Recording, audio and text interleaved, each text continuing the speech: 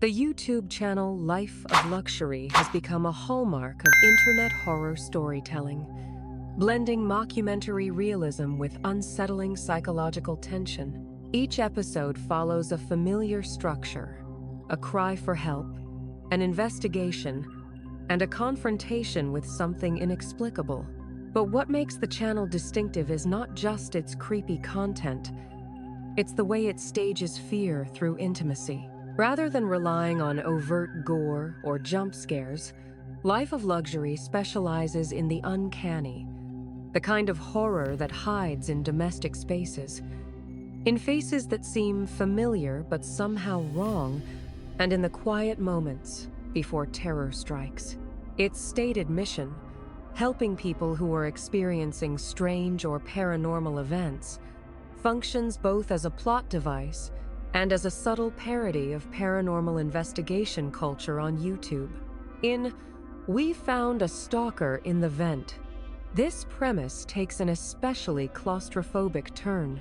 The video begins with an email from Lydia, and one 8-year-old girl who claims that someone is living inside her house and speaking to her through the air vents.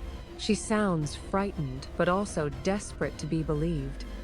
The footage she attaches is shaky and dimly lit, the kind of clip that instantly blurs the boundary between reality and performance.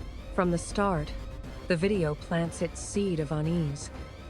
If there really is someone behind those vents, what kind of person could survive there, unseen? Parker and Chester, the hosts and investigators of Life of Luxury, are once again the audience's eyes and ears. They act not as heroes, but as intermediaries, conduits between the viewer's curiosity and the subject's fear. Their calm, documentary-like demeanor contrasts sharply with the hysteria and confusion of the people they help. Yet their presence never fully dissolves the tension. If anything, their investigative calm makes the unfolding horror feel even more real. Parker, the more analytical of the two, often frames the situation as a problem to be solved, while Chester's emotional sensitivity draws out the victim's vulnerability. Together, they lead the audience deeper into the unknown, with an unsettling professionalism that borders on obsession. From the very first minutes, the atmosphere is thick with unease.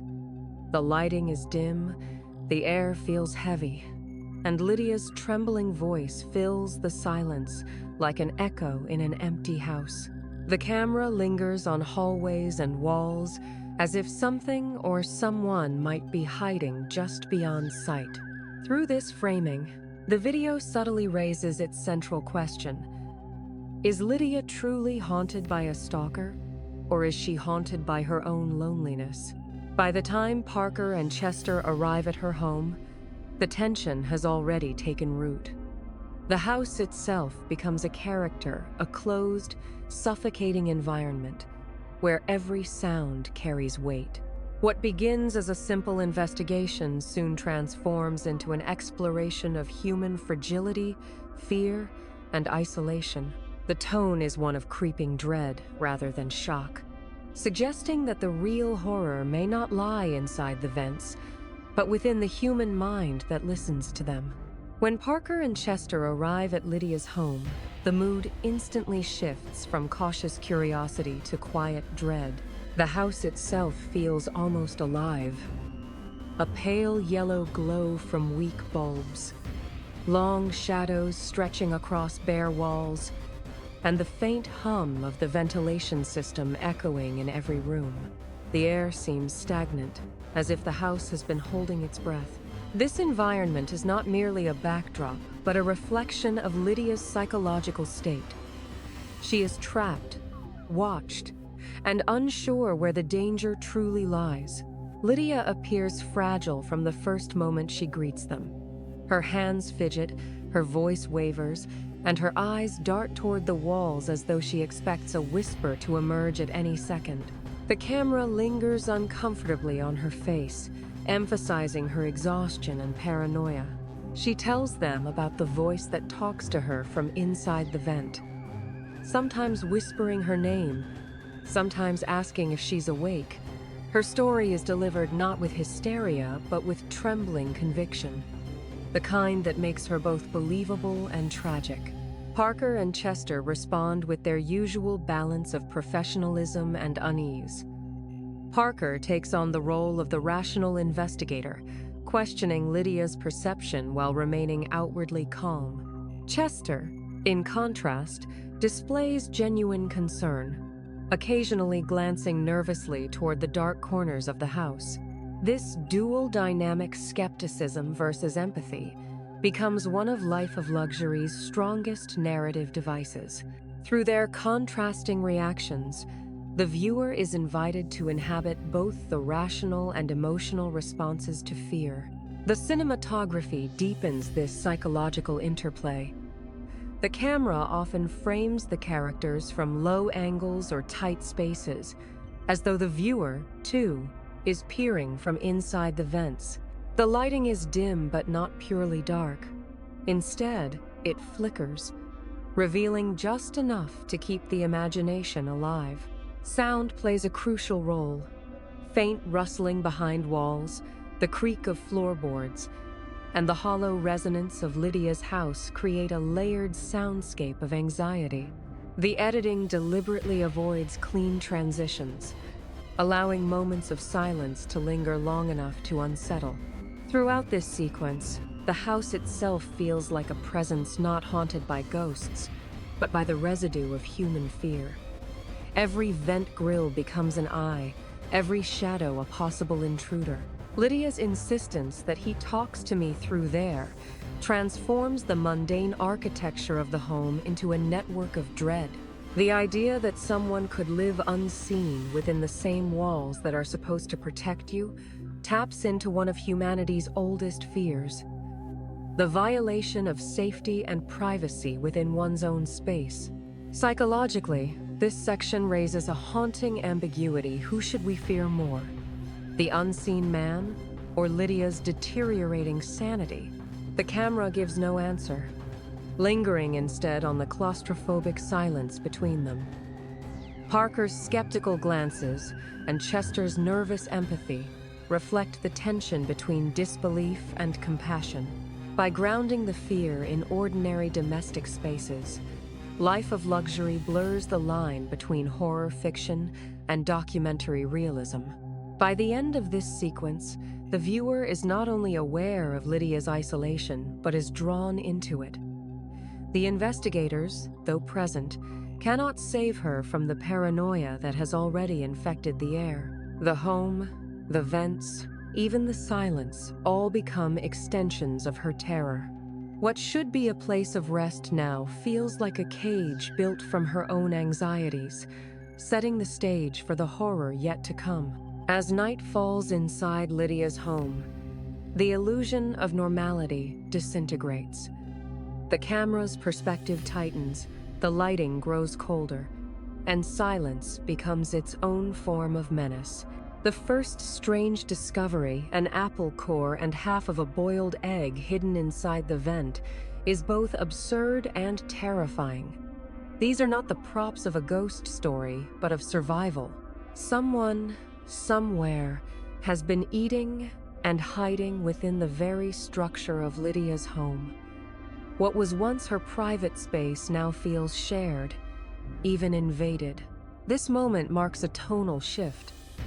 The fear no longer comes from Lydia's imagination, but from the material evidence of human presence. The props themselves, the half-eaten food, the discarded shell operate as grotesque metaphors for decay and intrusion. They remind the viewer that the horror of Life of Luxury does not rely on monsters or curses. It stems from the uncanny idea that another human being could exist, unseen, within the walls beside you. The direction and editing emphasize this shift with precision. The pacing slows dramatically, forcing the audience to linger on still shots of empty hallways and unmoving vents. The sound design becomes minimal, dominated by faint mechanical hums and the occasional metallic click, suggesting movement behind the walls. Parker and Chester's dialogue grows quieter, as if their voices might provoke a response from whatever is listening. Even their skepticism begins to erode. Parker's tone changes from analytical to uneasy, while Chester's nervous glances become a visual cue of fear overtaking logic. Symbolically, the ventilation system operates as a bridge between two psychological states, the known and the unknown, sanity and delusion. Its physical design, narrow, dark, and unseen, mirrors the hidden pathways of the human mind. Lydia's obsession with the voice inside the vent becomes an externalization of her inner paranoia, while the audience is forced to share her perspective through the camera's claustrophobic angles. The more the video reveals, the less we understand. The use of darkness is especially effective. Rather than plunging the frame into total black, the lighting leaves thin slivers of visibility just enough to make the viewer doubt what they see. Every flicker of shadow across a vent grill becomes a possible movement. This uncertainty is where the horror thrives. Life of Luxury repeatedly exploits this visual tension. It does not show too much. It lets the viewer's imagination do the work. In comparison to other Life of Luxury videos, this section reflects a recurring motif: the distorted home. Similar to earlier episodes where a family member or roommate turns out to be something inhuman, we found a stalker in the vent. Twists the idea of domestic safety into a psychological trap. The home, usually a sanctuary, becomes a stage for voyeurism and unseen observation. The intruder is not supernatural, but his invisibility makes him just as frightening. As Lydia kneels near the vent, whispering softly into it as if expecting an answer, the audience is left with a chilling ambiguity. Is she communicating with someone, or with her own fear? The camera holds her in profile, the dim light drawing sharp lines across her face, half illuminated, half hidden. It is a composition that encapsulates the theme of the entire video: the human tendency to seek connection, even when it comes from darkness. By the end of this section, curiosity has transformed into dread. The evidence is undeniable, yet still incomplete. The viewer, like Parker and Chester, becomes trapped in the same anxious question. If the man inside the vent is real, how long has he been there and what does he want? The video's tension reaches its breaking point when Parker and Chester, now stationed in their car outside, begin monitoring the live footage from the cameras they installed. The screen glows faintly against the darkness of the night, showing Lydia pacing nervously in her bedroom. Then, something shifts. She kneels by the vent again, whispering, her tone soft and almost affectionate, as if responding to someone only she can hear. This is the moment when disbelief turns to horror. The investigators exchange a glance, and Parker mutters, "She's talking to it again." Moments later, a low, muffled sound, half voice, half groan, echoes from the vent. Lydia screams. The video's rhythm fractures as the two hosts rush back into the house, their camera shaking violently. Every footstep reverberates through the audio, mimicking the pulse of panic. The familiar domestic space, once merely eerie, is now an arena of chaos. When they descend into the basement, the sense of claustrophobia becomes overwhelming. The light from their flashlights cuts through the pitch black in narrow beams, revealing fragments, pipes, dust, old furniture, the edges of concrete walls. The basement feels like the physical embodiment of Lydia's subconscious, buried, dark, and filled with the echoes of something unacknowledged. Then, suddenly, movement. From the shadows emerges a figure tall, frail, wearing a hospital gown. His skin looks pale and uneven, his eyes wide and unfocused. The camera's perspective trembles as Chester gasps. And Parker's voice, normally steady, cracks slightly when he demands, "Who are you? Why are you in this house?" The man doesn't answer directly. His speech comes out fragmented, incoherent. "My skin hurts," he mutters. "I don't know what I'm doing here." His words hang in the air like static, their ambiguity amplifying the horror. Is he mad, sick, possessed, or simply lost? There is no explanation, and that absence of clarity is what makes the scene truly disturbing. Visually, this confrontation is masterfully constructed. The camera oscillates between the intruder's face and Lydia's terrified expression as she peers from the top of the basement stairs. The handheld instability of the shot mirrors the instability of reality itself. The lighting isolates each character in separate pockets of brightness, never letting them fully share the same frame. This fragmented visual grammar suggests emotional and psychological disconnection, the breakdown of communication, trust, and understanding. At a symbolic level, the man in the vent represents more than a physical threat. He is the embodiment of the unseen, the neglected, the forgotten, the mentally fractured. His hospital gown hints at abandonment, perhaps from an institution, while his behavior evokes both menace and misery. Life of Luxury often toys with this duality. The monster is terrifying, yet profoundly human. The fear comes not from supernatural evil, but from human fragility left unchecked. The sound design intensifies the emotional dissonance. The man's quiet, raspy breathing mixes with the hum of the basement machinery, creating a kind of mechanical heartbeat that drives the scene forward. Every echo feels like it belongs to both the space and the man, as if the house itself is breathing through him. When he suddenly turns and bolts toward the exit, the movement is so abrupt, it shatters the oppressive stillness, leaving Parker and Chester momentarily frozen in shock. The encounter ends without resolution. The man vanishes into the night, leaving behind only the sound of Lydia's sobs and the faint buzz of the cameras. Parker's closing words. "We called the police, but we don't know if they ever found him," function less as closure and more as a confession of helplessness. The truth has been uncovered, but it offers no relief. Instead, it leaves the audience with an emptiness that lingers.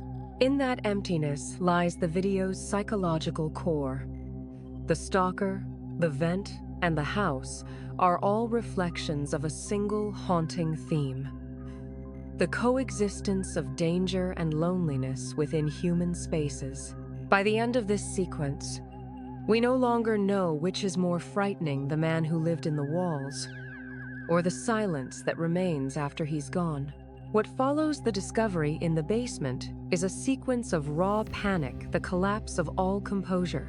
The man in the hospital gown darts into the darkness, and Parker and Chester instinctively chase him, their camera flailing wildly. The visual chaos of this moment contrasts sharply with the deliberate stillness that defined the earlier parts of the video. This is no longer an investigation. It has become a flight for survival. The handheld camera amplifies the immediacy of fear, immersing the viewer in disorientation. Each frame seems to tremble under the pressure of adrenaline. Lydia's screams echo through the narrow corridors of the house, her voice overlapping with the thudding of footsteps. The house, once claustrophobic in its silence, now feels alive with motion. The air vents, walls, and floorboards all reverberating like the body of a panicked creature. In one brief shot, the camera catches Lydia's terrified face as she runs toward the front door, the flickering hallway light throwing uneven shadows across her body. Her desperation feels primal, stripped of language and reason. Parker's and Chester's reactions reveal the emotional spectrum of the scene. Parker, still holding the camera, tries to maintain control, shouting directions and keeping focus. while Chester's voice betrays genuine fear. This duality, rationality, breaking under pressure, captures the essence of Life of Luxury's brand of realism. The fear feels authentic because it is imperfect. They stumble, miscommunicate, and hesitate. Their professionalism, once a shield, now dissolves into pure instinct. The sound design here is relentless. A distorted hum underlines the chaos, punctuated by sudden spikes of noise, the slam of doors, Lydia's sobs, and the faint scraping sound from the vent one last time, as if mocking them. Every sound is slightly muffled, as though filtered through panic itself. The editing mirrors the fragmentation of thought during terror. Abrupt cuts, flashes of darkness, breaths overlapping like static. The pursuit outside the house ends not with capture, but with disappearance. The camera catches only a fleeting glimpse of the man's silhouette vanishing into the night, a blur of pale fabric against the darkness, then silence. The stillness that follows feels heavier than any scream. Parker's voice returns, subdued and almost trembling. "We called the police. We just hope he doesn't come back." It is less a statement of fact than an admission of uncertainty. The open ending is quintessential Life of Luxury. There is no resolution, no comfort. The threat remains both literal and psychological. The absence of closure becomes the final horror, because what cannot be explained cannot be contained. Lydia's house, though emptied of the intruder, still carries the residue of fear. Every vent, every shadow now holds memory. The audience is left with the uneasy sense that danger doesn't vanish when the camera cuts.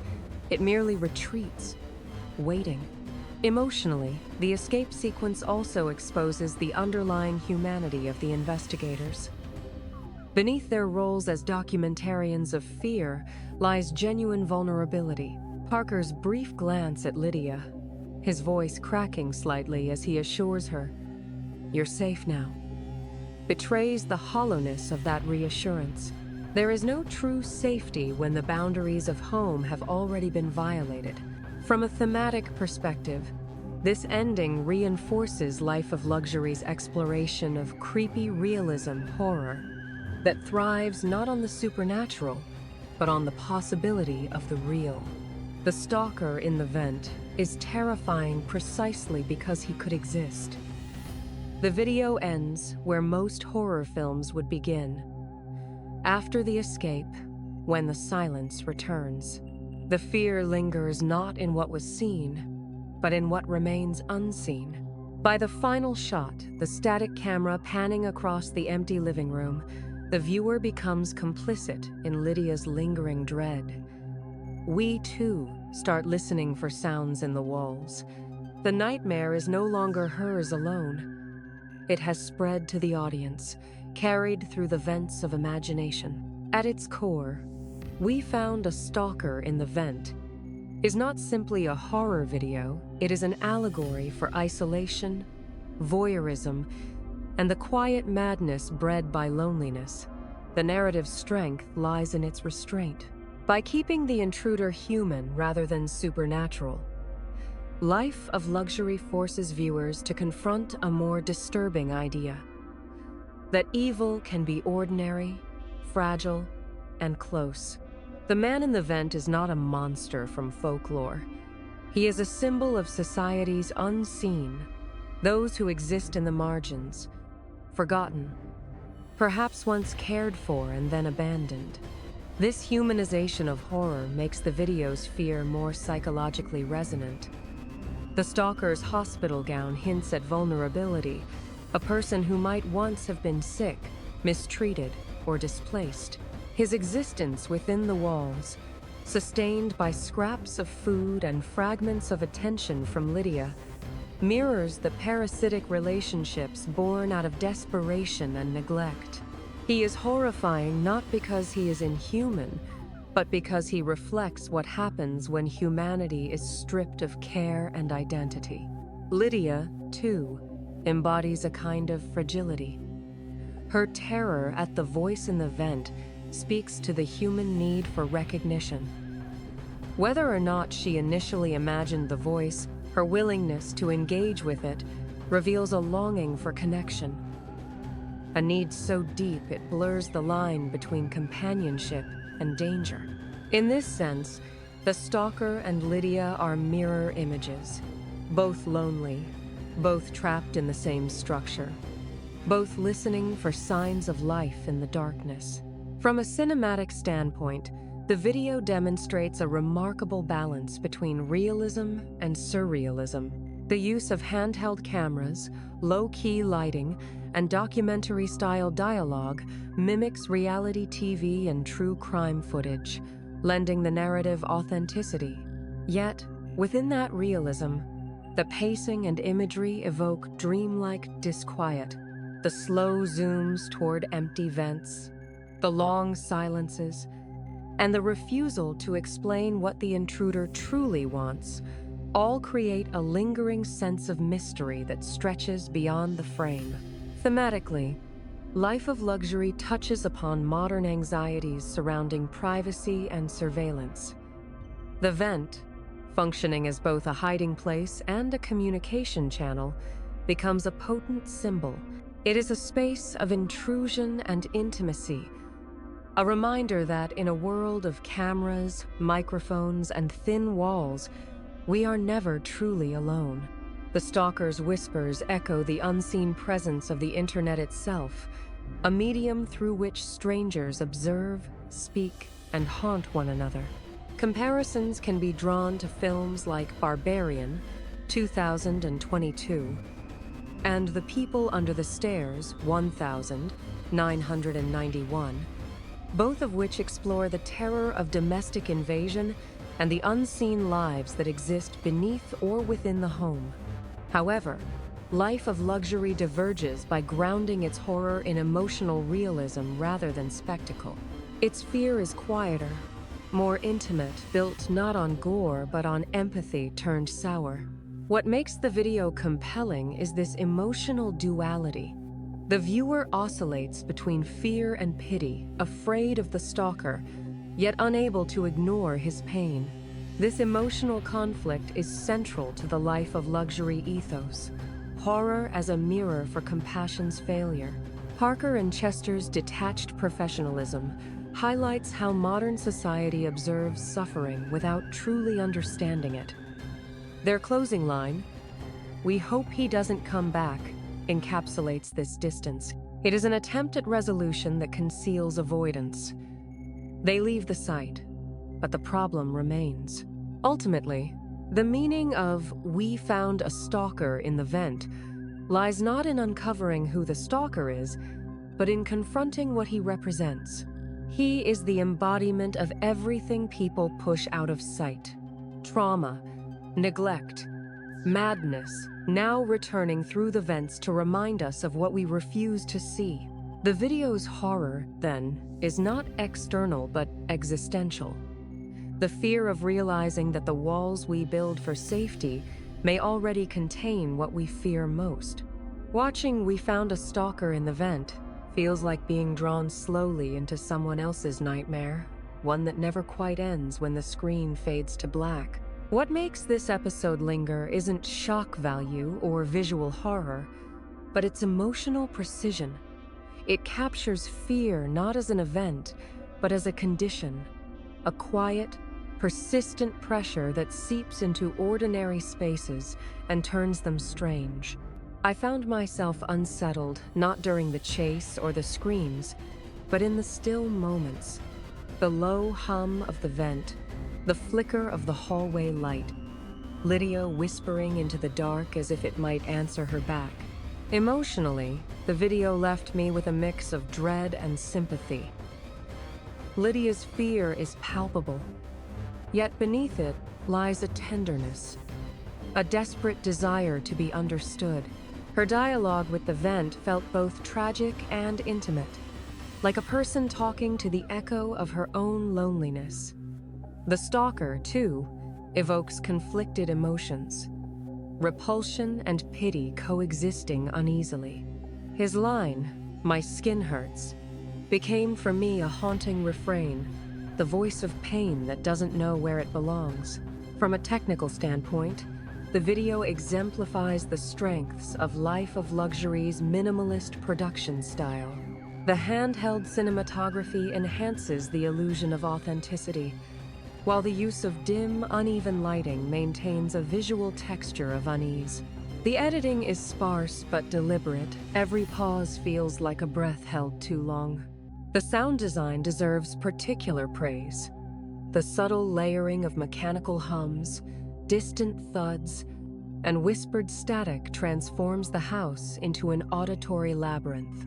These choices make the viewer feel, almost physically, the tension of being watched and the terror of hearing something you cannot see. However, this approach also comes with its limitations.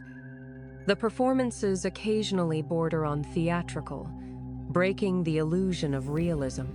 The open-ended conclusion, though thematically appropriate, may frustrate viewers seeking narrative closure.